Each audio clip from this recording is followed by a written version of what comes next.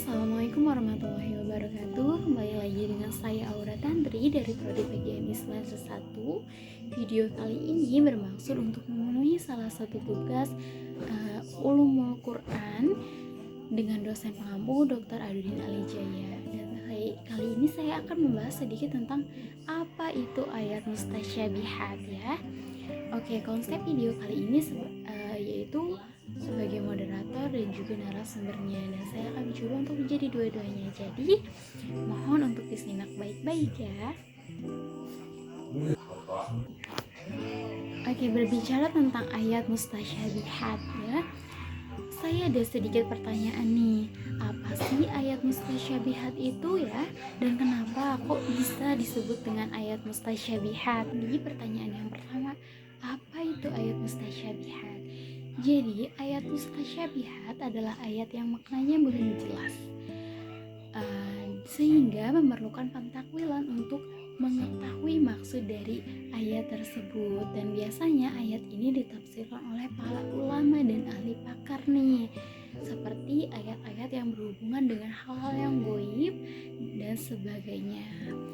Al-Quran itu kan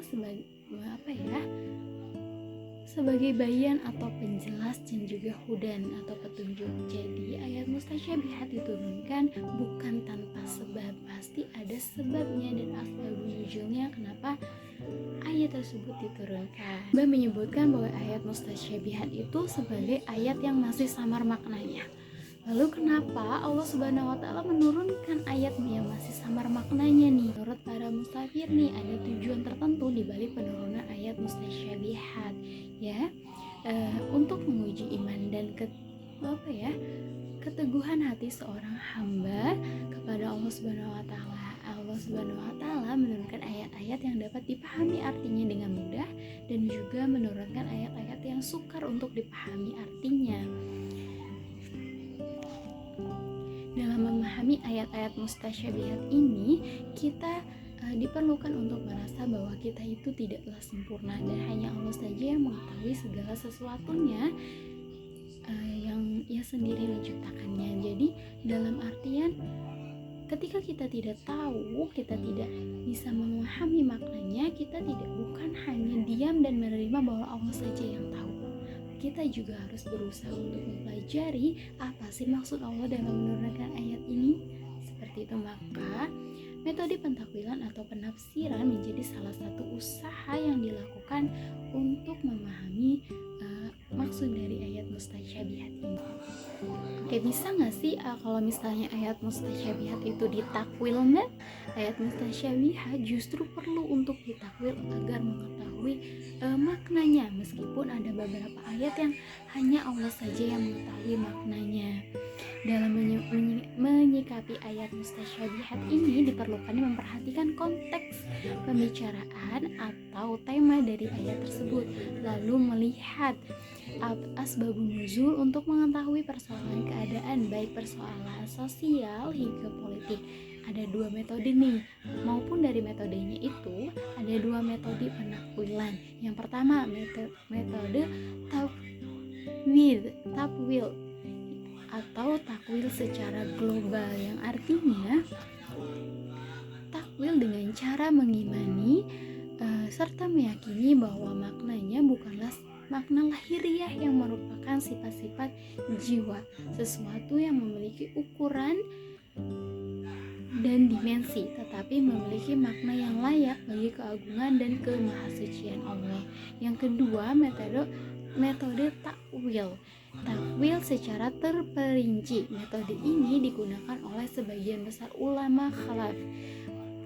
Mereka menakwil